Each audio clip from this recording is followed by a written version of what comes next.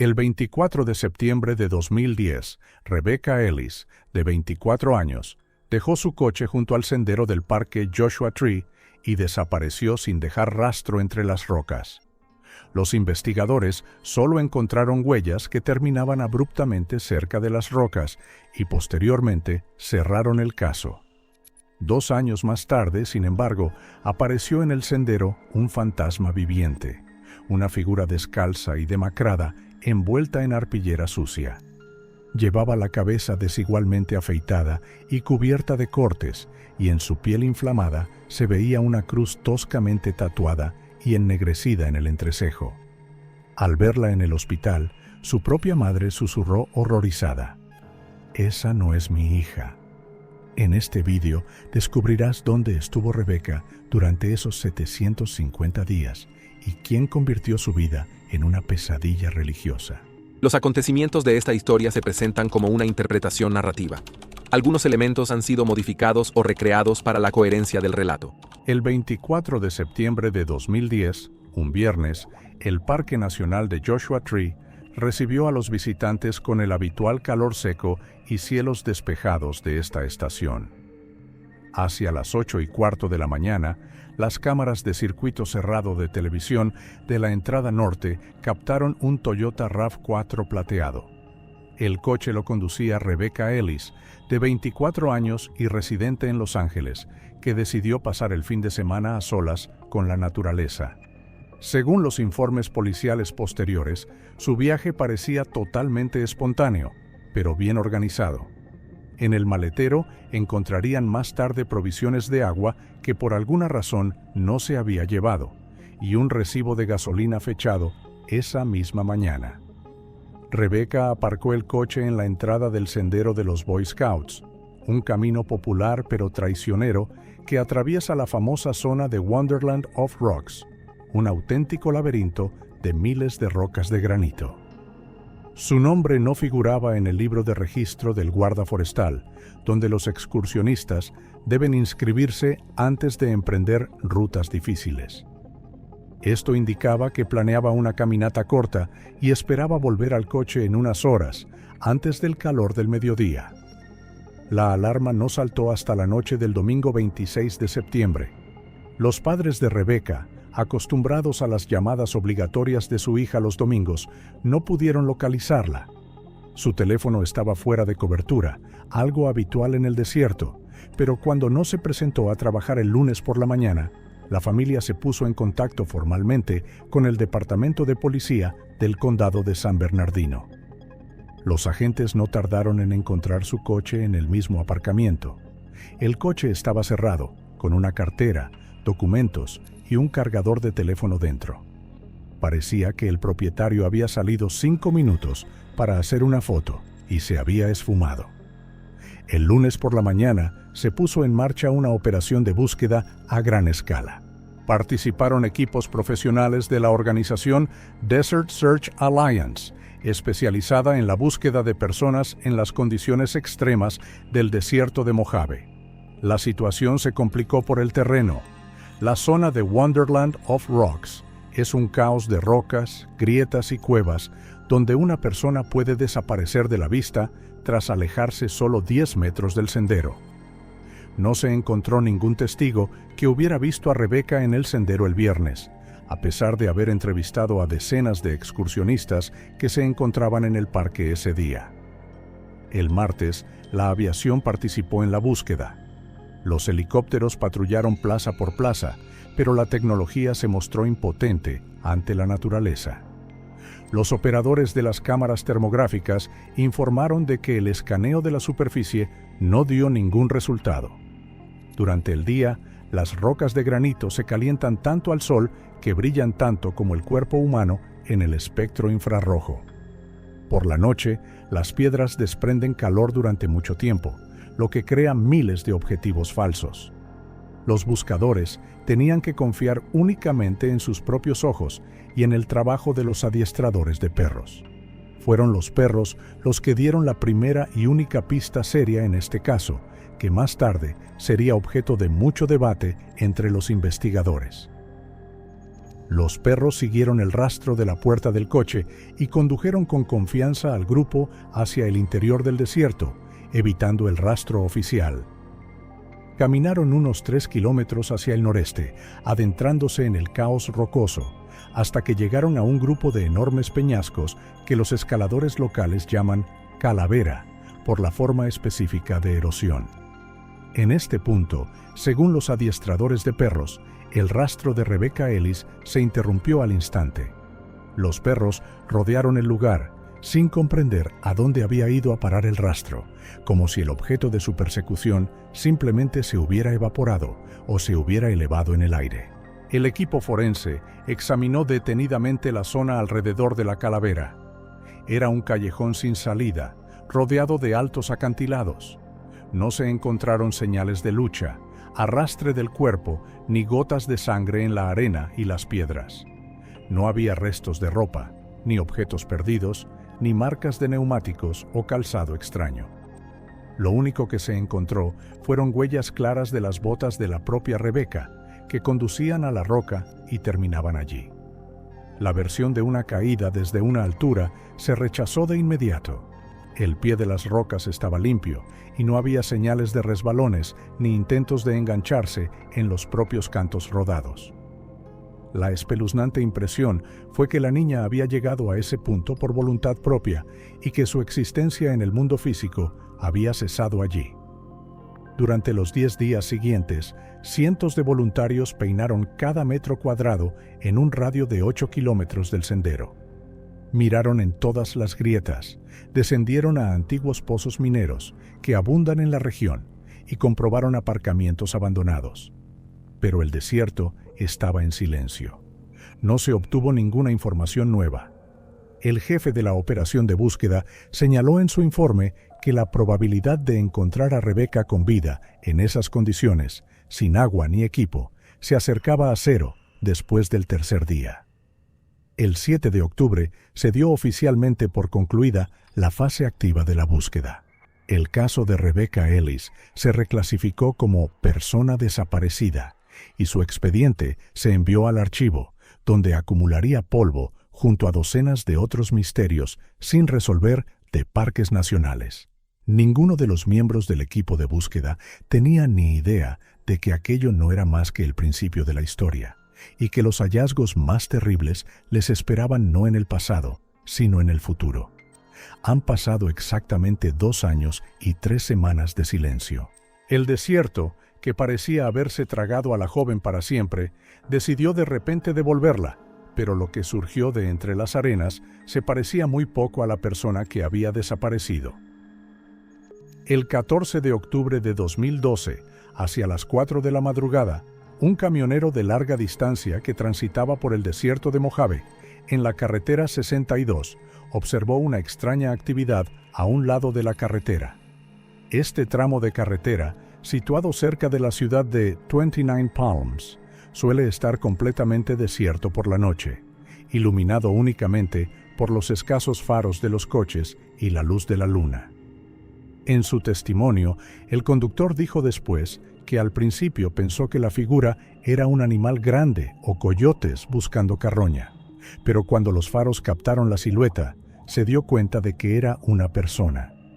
Caminaba hacia la ciudad, moviéndose con un andar extraño y antinatural, como si cada paso le causara un dolor insoportable, pero no podía detenerse. El conductor se puso inmediatamente en contacto con la centralita 911. 15 minutos más tarde, un coche patrulla llegó al kilómetro indicado. El agente de policía describiría más tarde en detalle en su informe lo que vio bajo el foco de los faros del coche como una escena de una película de terror hecha realidad. Una mujer caminaba por el arcén, descalza sobre grava y asfalto afilados. No llevaba ropa normal. Su cuerpo estaba cubierto por una tosca y sucia arpillera cosida con gruesos hilos, probablemente de lana. Esta extraña capucha parecía una sotana medieval o los harapos de un ermitaño, y desprendía un pesado y nauseabundo olor a sudor rancio, tierra y algo parecido al incienso. El agente le ordenó varias veces por megafonía que se detuviera y levantara las manos, pero la desconocida no respondió a las órdenes en absoluto. Siguió caminando hacia adelante, mirando a través del coche patrulla como si no existiera. Cuando el policía se acercó a ella, siguiendo las instrucciones de seguridad, observó detalles aún más aterradores. La mujer era completamente calva. El pelo de la cabeza no solo se lo habían afeitado con una maquinilla, sino que se lo habían cortado de forma desigual, a veces junto con la piel, como si lo hubieran hecho con una cuchilla o un cuchillo sin filo y con prisas. Toda la piel del cráneo estaba cubierta de pequeños cortes, hematomas y costras de sangre cocida. Sin embargo, lo que más llamaba la atención era lo que tenía en la cara. Justo en la frente, entre las cejas, había un tatuaje, una tosca cruz azul oscuro entintada profundamente en la piel.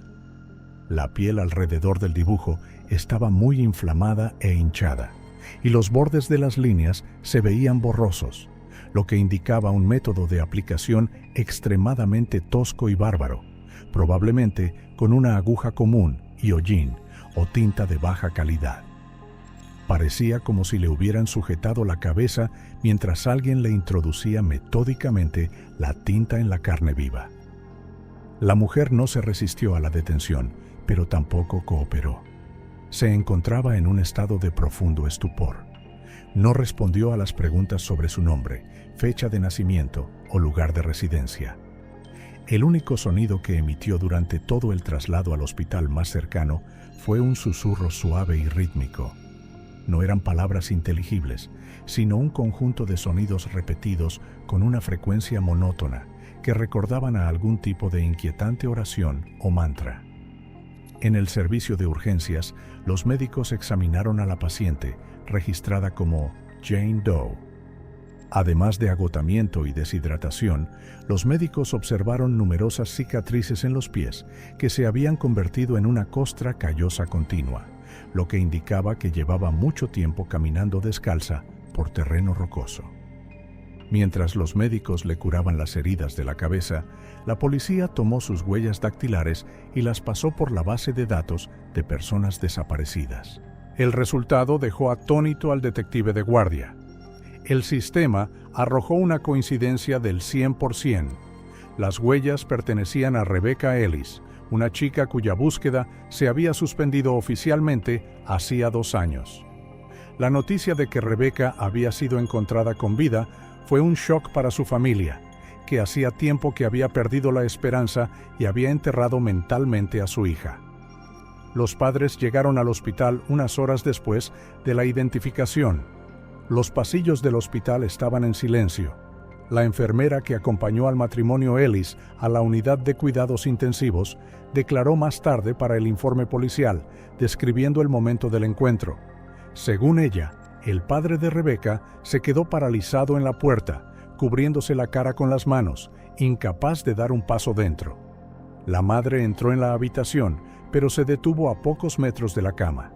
Contempló a la criatura sentada frente a ella, una mujer demacrada con la mirada perdida y vidriosa, una cruz en relieve en la frente supurando, los labios moviéndose en silencio en un susurro interminable. En esta persona destrozada no quedaba nada de la chica alegre que había ido al parque un fin de semana hacía 2 años. La madre se quedó mirando la cara durante un buen rato, tratando de encontrar rasgos familiares, y entonces, sin apartar los ojos del horrible tatuaje, apenas oyó la frase que la enfermera había anotado textualmente en el registro de observación: «Esa no es mi hija». Aquellas palabras no eran solo una expresión de conmoción, sino una constatación del hecho de que la Rebecca Ellis que conocían había quedado abandonada en el desierto, y otra persona había vuelto a casa.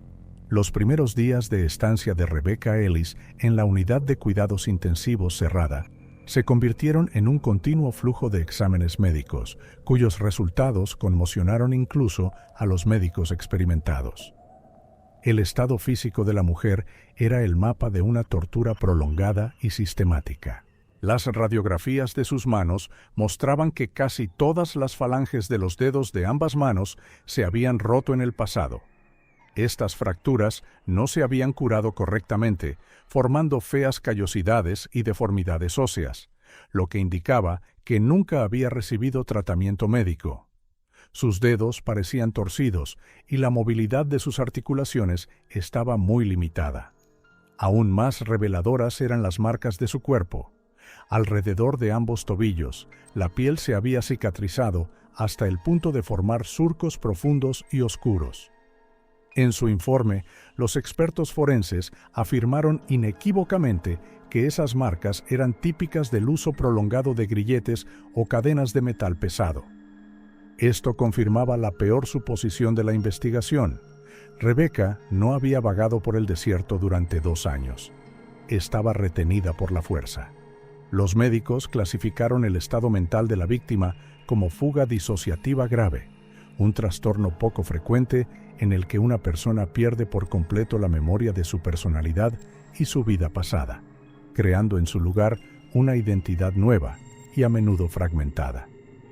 Un análisis toxicológico de sangre arrojó luz sobre las razones de este profundo cambio de conciencia.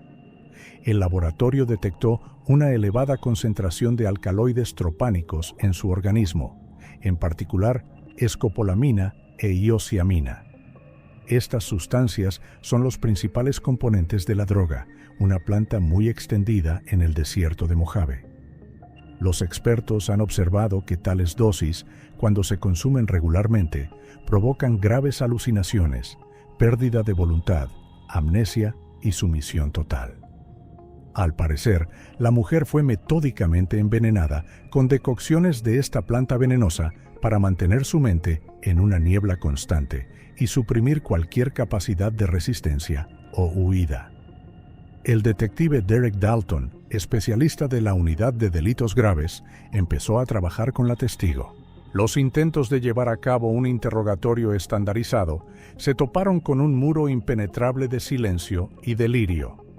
Según los informes del interrogatorio, Rebecca nunca utilizó el pronombre yo. No hablaba de sí misma como una persona separada. Al responder a preguntas sencillas, empezó a mecerse monótonamente en su silla y a citar pasajes de extraños textos religiosos desconocidos. Su discurso estaba lleno de metáforas sobre la purificación por la arena, la gran sed y el Padre que se esconde del sol. Habló del mundo como un lugar de pecado que hay que quemar y mencionó que la carne es solo un vestido temporal para el alma que hay que llevar hasta las lágrimas. Los psicolingüistas que analizaron las grabaciones de su discurso concluyeron que no se trataba de los desvaríos de una loca, sino del resultado de una profunda codificación ideológica, típica de las sectas totalitarias. El personal del hospital estaba especialmente preocupado por la reacción de la paciente a las condiciones de reclusión.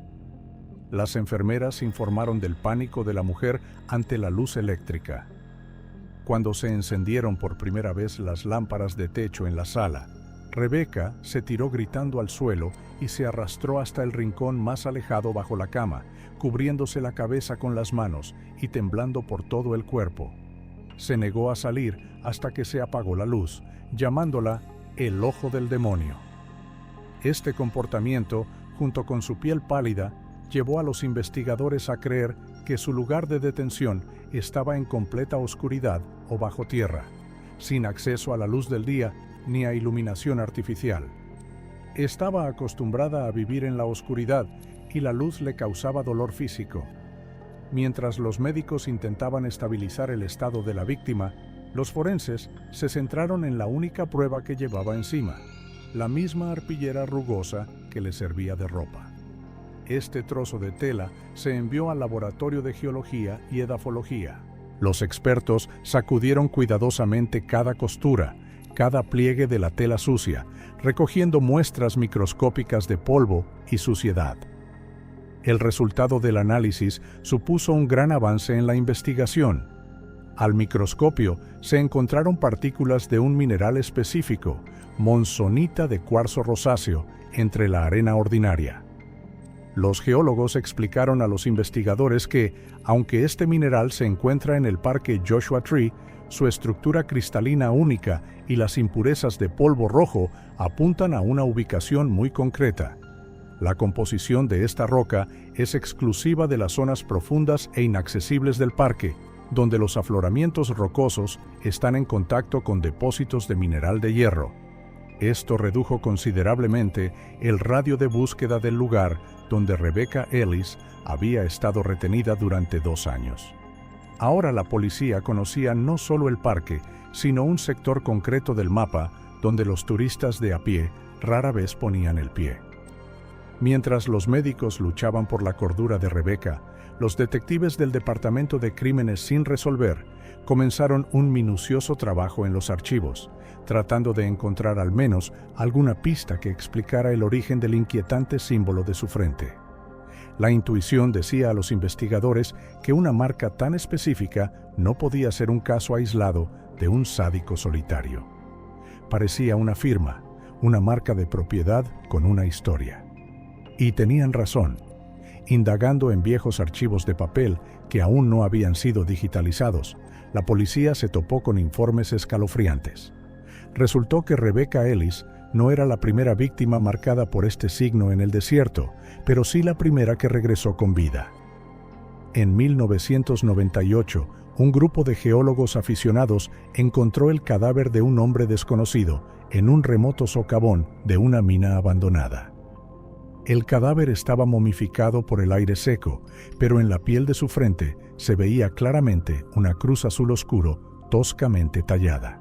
En aquel momento, el caso se clasificó como suicidio ritual de un fanático religioso o un vagabundo, ya que no había signos de violencia y la causa de la muerte seguía siendo indeterminada debido al paso del tiempo. 6 años después, en 2004, la historia se repitió.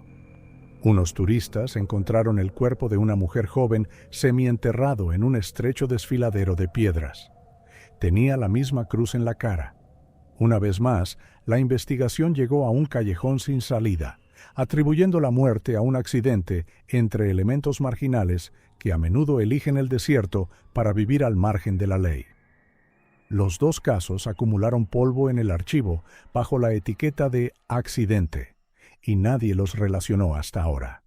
Ahora, con Rebecca viva, los detectives se dieron cuenta de que en el desierto funcionaba desde hacía décadas un mecanismo en serie de secuestro y marcaje. La clave para desentrañar la identidad del secuestrador eran las mismas oraciones incoherentes que Rebecca había murmurado en su habitación del hospital. El detective Dalton recurrió a un asesor en sectas religiosas, profesor de historia de las religiones en una universidad local. Tras escuchar horas de grabaciones de audio de los delirios de la víctima, el experto identificó frases concretas que no pertenecían a ninguno de los textos religiosos canónicos.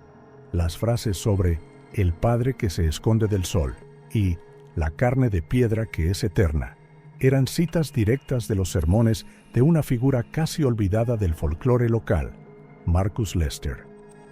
Marcus Lester era un antiguo minero que trabajó en las minas en los años 70. Tras un derrumbe de rocas en el que fue el único superviviente, pasando 4 días bajo tierra, Lester emergió como un hombre cambiado. Empezó a predicar que el verdadero Dios no vive en el cielo, sino en las profundidades del subsuelo, y que la luz del sol es un veneno que quema el alma. En los años 80, fundó una pequeña comuna llamada Los Hijos de la Piedra. La secta tenía su sede en remolques abandonados en las afueras del desierto. Las autoridades solo les prestaron atención tras una serie de quejas de los granjeros locales por la desaparición de ganado e informes de los servicios sociales sobre abusos a menores por parte de miembros de la comuna. La policía hizo una redada en el asentamiento y dispersó a la comuna, pero el propio Lester consiguió escapar. Desde entonces, se ha convertido en un fantasma. Oficialmente, a Marcus Lester se le considera muerto desde 2005, cuando se encontraron sus efectos personales y restos quemados de su ropa en una de las cuevas, aunque nunca se halló su cuerpo. El rastro parecía terminar en el muerto. Sin embargo, los detectives decidieron probar la teoría de que el profeta podría haber fingido su muerte o que su obra había sido continuada por uno de sus fanáticos seguidores. Los investigadores se centraron en la zona de Eagle Mountain, una gigantesca cantera abandonada y un pueblo fantasma que antaño prosperó gracias a la extracción de mineral de hierro. Era la zona perfecta para alguien que quisiera esconderse del mundo. Kilómetros de intrincados túneles, una zona vallada y una ausencia total de gente. Era imposible obtener una orden de registro físico de una zona tan enorme sin pruebas sólidas. Así que los investigadores recurrieron al Departamento de Inteligencia Técnica. Los analistas descargaron imágenes de satélite archivadas y recientes de la región, utilizando algoritmos para buscar cambios en el paisaje. Durante varios días, los ordenadores compararon miles de píxeles de imágenes de la superficie del desierto. Finalmente, el sistema detectó una anomalía. En uno de los sectores más remotos de la cantera, donde, según los planes de cierre de la mina, todos los pozos de ventilación debían quedar herméticamente sellados en los años 90, el programa advirtió una extraña discrepancia. Uno de los pozos de ventilación aparecía borroso en las imágenes. Una mirada más atenta y un análisis espectral revelaron que el agujero no había sido rellenado. Alguien había despejado deliberadamente la entrada y la había disimulado cuidadosamente con una estructura hecha de arbustos secos y malla oxidada, que desde una altura parecía un montón natural de basura. Es más, las cámaras termográficas de un satélite que sobrevolaba el lugar por la noche registraron un penacho apenas perceptible de aire caliente que se elevaba desde el suelo. Esto solo podía significar una cosa: el sistema de ventilación funcionaba, y en las profundidades, bajo las toneladas de roca, alguien vivía, respiraba y probablemente continuaba su horrible misión de salvar almas. La policía obtuvo un punto en el mapa que debía ser el final de esta enredada historia. El 18 de octubre de 2012, a las 4 de la mañana, un equipo combinado de SWAT y detectives del Departamento del Sheriff del condado de Riverside se dispuso a ejecutar una orden de registro. No se trataba de una redada suburbana ordinaria. Un convoy de 10 vehículos todoterreno pesados, especialmente entrenados y con suspensión reforzada, se adentró lentamente en el desierto, en dirección a las minas abandonadas de Eagle Mountain. El terreno es tan accidentado que incluso los vehículos del ejército tardaron más de una hora en recorrer los últimos 8 kilómetros. No había carretera propiamente dicha, sino viejas pistas de procesamiento, arrastradas por las fuertes lluvias y cubiertas de sedimentos por décadas de abandono. La tensión entre los operativos crecía con cada kilómetro. Se daban cuenta de que estaban entrando en un territorio donde el enemigo conocía cada grieta y ellos eran gatitos ciegos. Al llegar a las coordenadas determinadas por los analistas, el grupo descubrió una entrada que desde el satélite parecía un montón de basura. En realidad, se trataba de una hábil estructura de camuflaje de ingeniería, un armazón de barras de refuerzo oxidadas, entrelazado con arbustos secos y cubierto de arena. Se mimetizaba perfectamente con el paisaje. Con unas tijeras hidráulicas, los soldados de las fuerzas especiales cortaron el candado de la enorme reja metálica que bloqueaba la entrada al pozo de ventilación. Un dron de reconocimiento fue el primero en adentrarse en la oscuridad, pero la señal desapareció rápidamente a través del espesor de la roca saturada de mineral de hierro. Entonces avanzó el equipo de asalto. Lo que vieron allí abajo silenció incluso a los veteranos que lo habían visto todo. No era solo un agujero o el refugio temporal de un vagabundo. Ante ellos se extendía un complejo sistema de túneles de varios niveles, transformado en un asentamiento subterráneo funcional. Las paredes de las antiguas obras estaban reforzadas con vigas de madera fresca, probablemente robadas de las obras vecinas. A lo largo del techo se extendían cables eléctricos hechos a mano que conducían a una sala remota, donde zumbaban potentes generadores diésel. Los investigadores se percataron enseguida de un detalle. Los motores de los generadores estaban calientes y aún había humo gris en el aire. Esto significaba que los habitantes de este calabozo lo habían abandonado apenas 1 hora y media antes de que llegara la policía. Debían de tener observadores en las entradas de la cantera o habían oído el estruendo de los pesados motores en el silencio nocturno. A medida que los agentes avanzaban por el laberinto, iban encontrando salas que más tarde se llamarían celdas en los informes. Eran pequeños nichos excavados en la roca. En cada uno de ellos no había más que esteras de paja cubiertas con trapos vastos y un cubo de agua. No había efectos personales, fotos ni objetos de confort. El descubrimiento más aterrador en estas celdas fueron unos enormes anillos de hierro con cadenas incrustados en la pared. Eran las marcas de grilletes que los médicos vieron en las piernas de Rebecca. La atmósfera de este lugar era opresiva. Reinaba un silencio estéril y sepulcral, solo roto por el goteo del agua condensada del techo. El lugar no parecía la guarida de un maníaco, sino un duro monasterio medieval, donde el dolor y las privaciones se elevaban a la categoría de culto. En la parte central del búnker, donde convergían varios túneles, la policía encontró una gran sala que, al parecer, servía como lugar de reuniones o rituales. En el centro de la sala había un altar hecho con trozos de raíles oxidados y piedras. Sobre él había extrañas herramientas primitivas, cuya visión resultaba espeluznante. El equipo forense encontró un conjunto de agujas talladas en huesos de pequeños animales, probablemente roedores o aves. Cerca había latas con una sustancia viscosa negra. Un rápido análisis demostró que era una mezcla de hollín, ceniza y aceite industrial. Fue este cóctel infernal y estos huesos no esterilizados los que se utilizaron para tatuar los rostros de las víctimas, lo que explicaba la terrible inflamación y las cicatrices de la piel de Rebecca. Sin embargo, la principal prueba esperaba a los detectives en la pared más alejada de la sala. Era una superficie lisa y pulida de granito, que los investigadores llamaron el muro del remordimiento. Estaba cubierta de pequeñas inscripciones arañadas por algo afilado, tal vez un clavo o un trozo de piedra. Eran nombres, docenas de nombres. Los detectives empezaron a fotografiar las inscripciones, buscando letras familiares. Y pronto, el haz de la linterna captó lo que buscaban. El nombre Rebecca estaba garabateado irregularmente casi hasta el suelo, pero estaba audazmente tachado con una profunda línea horizontal, aparentemente simbolizando la muerte de su antiguo yo. Junto a él, con una letra más fresca, había un nuevo nombre: Mara.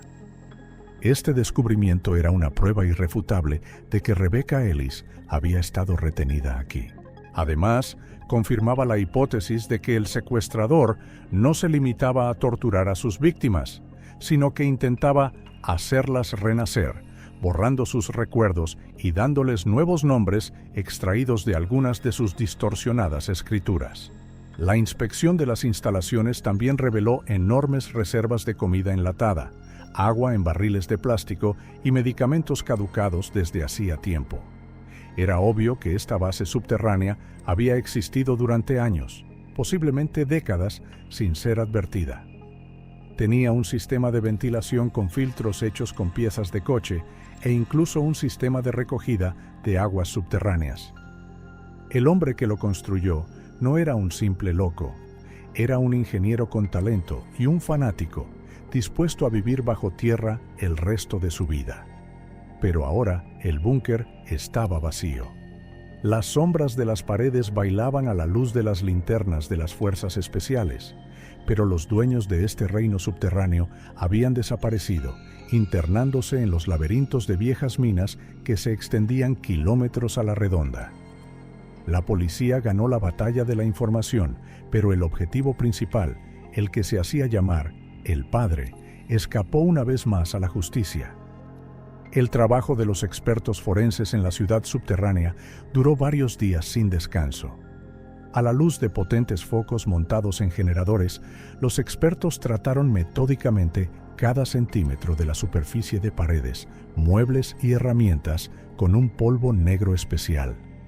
El búnker, que ayer era el hogar de fanáticos desconocidos, se ha convertido ahora en una zona estéril de recogida de pruebas.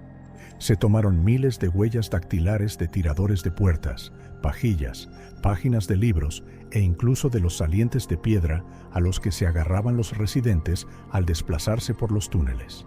Cuando se digitalizaron las primeras muestras y se cargaron en un sistema automatizado de identificación, el ordenador arrojó un resultado que hizo dudar a los detectives de la realidad de lo que estaba ocurriendo. La mayoría de las huellas encontradas en los objetos antiguos y en las paredes pertenecían a un hombre que llevaba 7 años oficialmente muerto. Se trataba de Marcus Lester, el fundador de la secta de los Hijos de la Piedra, cuyas ropas quemadas fueron encontradas en 2005. Resultó que el viejo predicador no había muerto en el incendio, sino que simplemente se había adentrado más bajo tierra, fingiendo su muerte para cortar definitivamente sus lazos con el mundo de la superficie. Sin embargo, este no fue el descubrimiento más importante.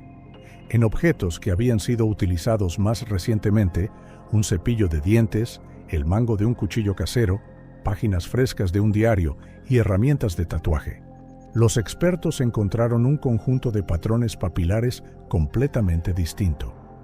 Estas huellas eran más claras, pertenecían a un hombre más joven y no figuraban en ninguna base de datos policial de Estados Unidos. Los investigadores extrajeron muestras biológicas de estos objetos para someterlas a un análisis urgente de ADN. El resultado, que llegó de un laboratorio de Sacramento, fue la clave para comprender el patrón de esta locura. El perfil genético del desconocido mostraba una relación directa con Marcus Lester. La probabilidad de paternidad era de 99,98%. El hijo del profeta vivía en el calabozo. Pero, ¿quién era? Los viejos informes policiales sobre la dispersión de la comuna en los años 80 mencionaban niños, pero sus nombres se perdieron en el caos burocrático. La respuesta la encontraron unos operarios que limpiaban la basura de una habitación que probablemente sirvió de dormitorio al líder. En un elaborado escondite bajo una tosca cama de madera, los detectives encontraron una vieja caja de galletas de hojalata. Dentro, envuelta en papel aceitoso, había una partida de nacimiento amarillenta expedida en el condado de San Bernardino en 1967. El recién nacido se llamaba Caleb Lester. Era un documento de otra vida, expedido antes de que su padre perdiera definitivamente la cabeza y se llevara a la familia al desierto. Caleb tenía 45 años. Según las fechas, había pasado casi toda su vida adulta aislado. Creció entre las rocas, escuchando sermones sobre el sol venenoso y el mundo pecaminoso, y para él estos túneles eran la única realidad normal. Junto con el documento, la caja contenía un grueso cuaderno encuadernado en cuero, el diario personal de Caleb. Su contenido se convirtió en una ventana para la investigación de la mente enferma del hombre que había secuestrado a Rebecca. La letra era pequeña, angulosa, y en algunos lugares se convertía en garabatos ilegibles. Caleb escribía sobre sí mismo como un pastor a quien su padre legó una gran misión: salvar a las almas perdidas del fuego del cielo, es decir, de la luz del sol y de la civilización. Para él, secuestrar turistas no era un delito. En su distorsionada realidad, era un acto de misericordia suprema. Se llevaba a las personas para purificarlas con el dolor, borrarles la memoria y darles vida eterna en piedra. A los detectives les llamaron especialmente la atención las últimas páginas, fechadas en octubre de 2012. En ellas, Caleb describía con detalle su relación con una cautiva a la que llamaba Mara. Era Rebecca. Estas grabaciones dieron un vuelco a la idea que tenía la policía de cómo la chica había llegado a estar libre. Hasta ese momento, la versión principal era la de una fuga. Se creía que Rebecca había aprovechado el momento y se había liberado. Pero la verdad, escrita de la mano de su verdugo, era mucho más aterradora y cínica. Caleb llamó a Mara su alumna más difícil y al mismo tiempo su mayor decepción. Escribió: «He estado rompiéndole los huesos para liberar los demonios del orgullo, pero son demasiado profundos. Está callada, aguanta, pero sus ojos no cambian. No me mira como a un salvador, sino como a un enemigo. Su espíritu está podrido».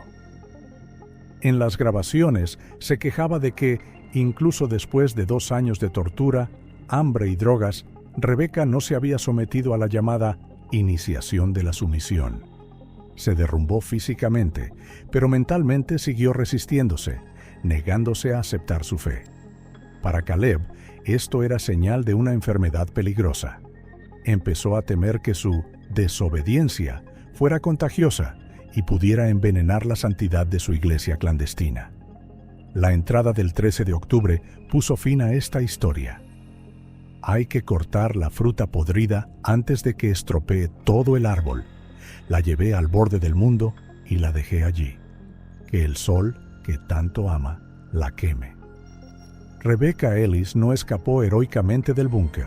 Simplemente la tiraron como un instrumento estropeado, como basura que no se puede reciclar.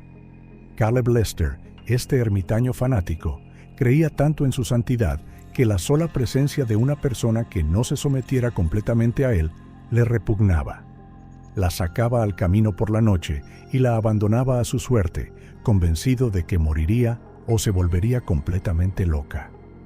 Este descubrimiento añadió una tragedia especial al caso. No fue la fuerza física lo que salvó la vida de Rebecca, sino su inquebrantable voluntad interior que demostró ser más fuerte que cualquier tortura o droga.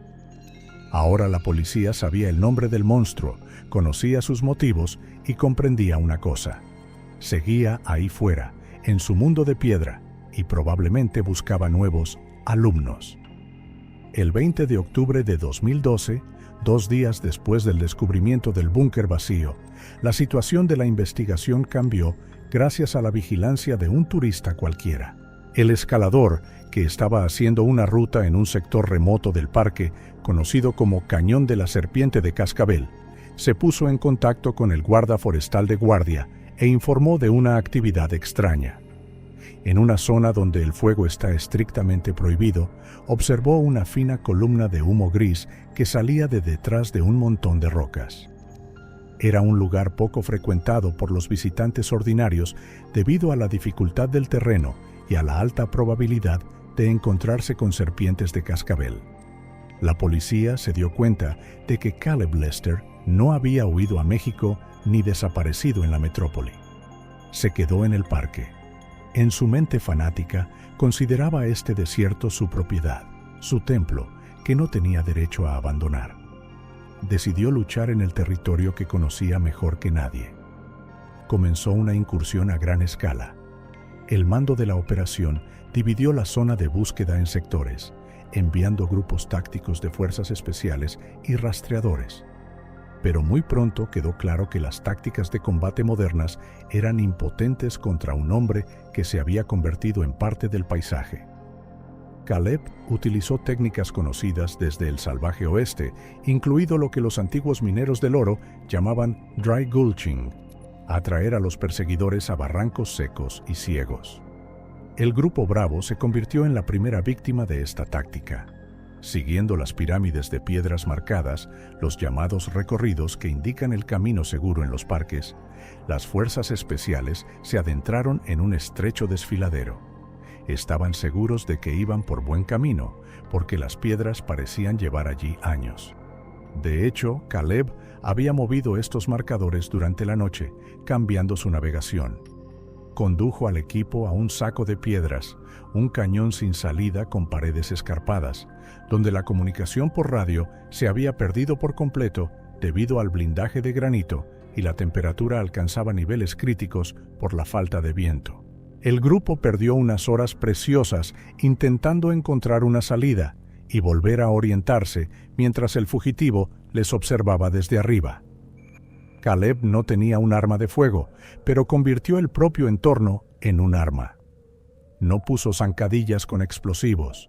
utilizó la gravedad y el precario equilibrio de las rocas.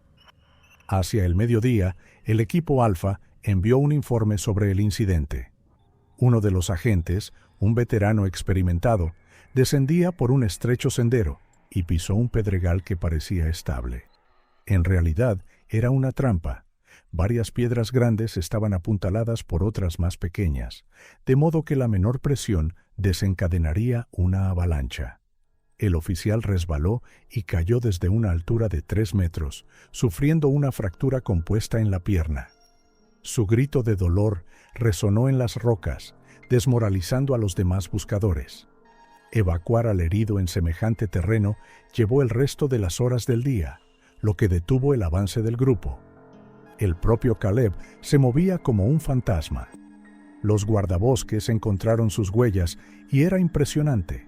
Caminaba descalzo sobre piedras calientes y afiladas y espinas. Durante décadas de vida en la naturaleza, sus pies se volvieron tan duros como las suelas de las botas. Esto le permitía moverse en absoluto silencio, sin dejar huellas distintivas. Además, sus conocimientos de geología le permitían esconderse en grietas y agujeros tan estrechos donde una persona normal tendría miedo de trepar debido a un ataque de claustrofobia. Podía permanecer inmóvil durante horas en una grieta de solo 40 centímetros de ancho, confundiéndose con las sombras. Los responsables de la operación se dieron cuenta de que una persecución a pie por tierra solo pondría en peligro al personal. Se tomó la decisión de poner en el aire un helicóptero de la policía equipado con el último sistema de visión nocturna y una cámara termográfica FLIR. Este fue un momento decisivo. Caleb Lester era un maestro de la supervivencia en el siglo XIX, pero no entendía en absoluto la tecnología del siglo XXI. Mientras el sol se ponía y el desierto se sumía en la oscuridad, el piloto del helicóptero empezó a escanear metódicamente cuadrado por cuadrado. Caleb, al oír el zumbido de las hélices, hizo lo que siempre le había salvado de los ojos humanos. Se zambulló bajo un denso arbusto de creosota y se quedó inmóvil, acurrucado. Estaba convencido de que la oscuridad de la noche era su escudo fiable. No sabía que para la cámara de infrarrojos, su cuerpo caliente brillaba con un blanco intenso contra la arena fría, como un faro en el mar. El operador de la cámara térmica vio claramente la silueta de un hombre escondido bajo un arbusto en la parte sur del cañón. Las coordenadas se transmitieron instantáneamente al equipo de tierra. Utilizando dispositivos de visión nocturna, las fuerzas especiales rodearon el perímetro en silencio. Caleb no tenía ni idea de que la trampa se había cerrado hasta que el silencio nocturno se vio roto por el rugido de un helicóptero que planeaba justo sobre su cabeza.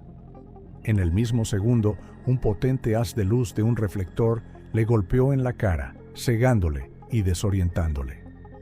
La reacción del niño de piedra fue reveladora.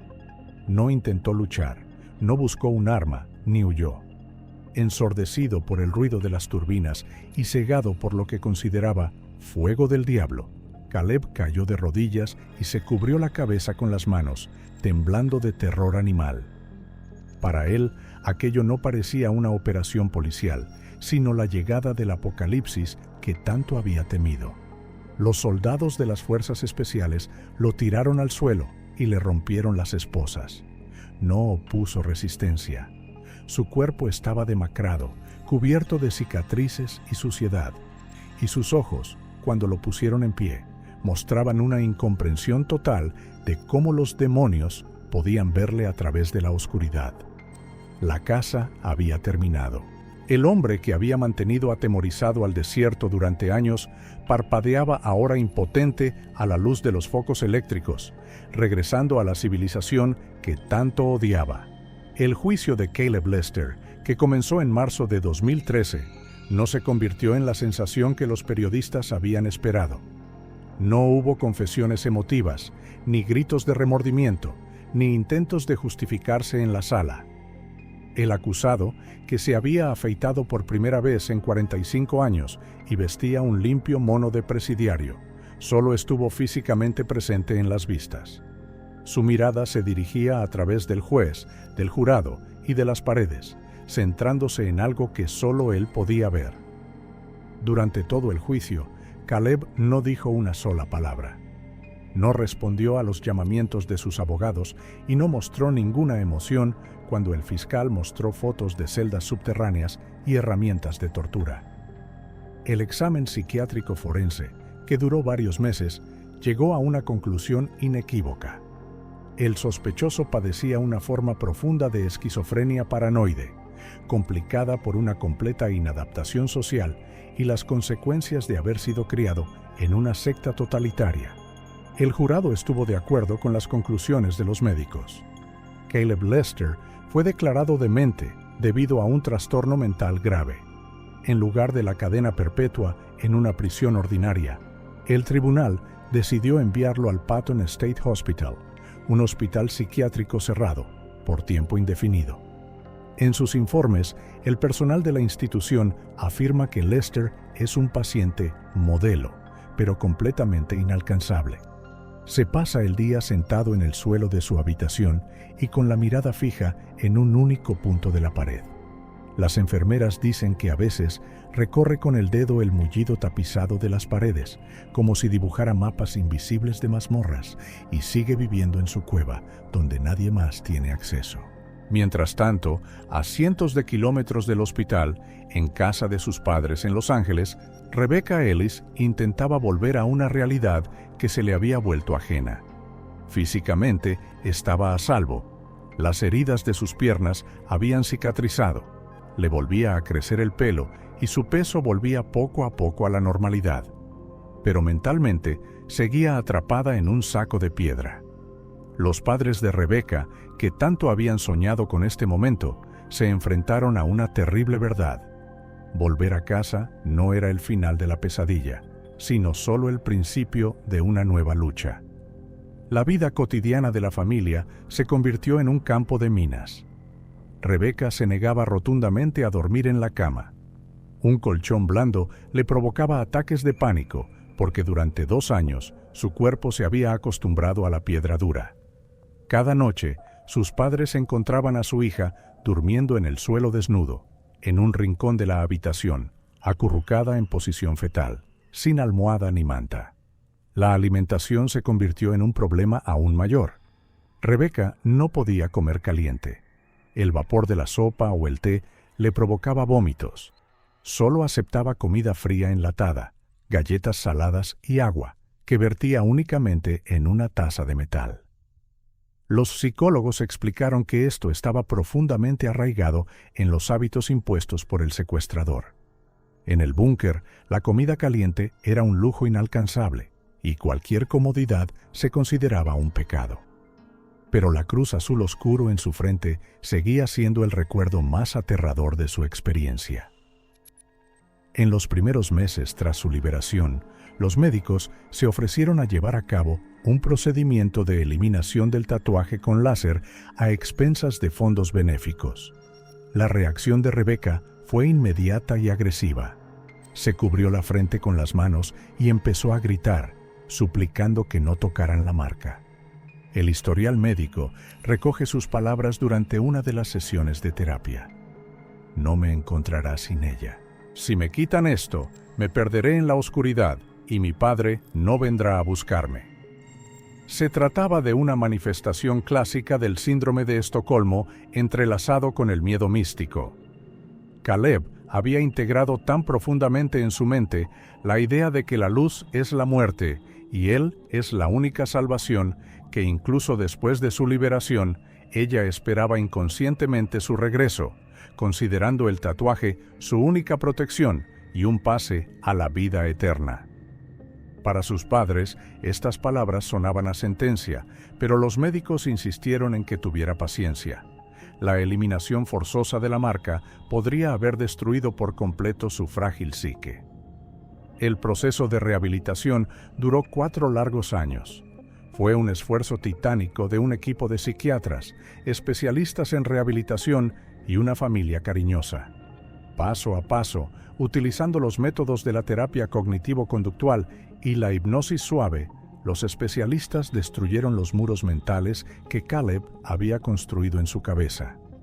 El punto de inflexión llegó una mañana de verano, cuando Rebeca se acercó ella misma al espejo, se pasó el dedo por la rugosa cicatriz de la frente y por primera vez le dijo a su madre: «Es fea, quiero quitármelo».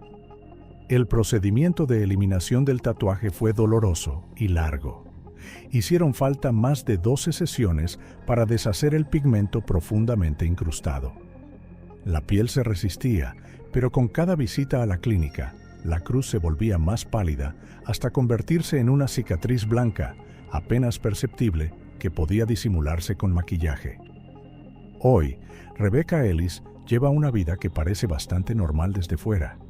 Trabaja en una pequeña biblioteca, clasifica libros y evita la publicidad. Se ha reencontrado con sus amigos e incluso ha empezado a viajar, aunque nunca vuelve a acercarse a desiertos o zonas montañosas.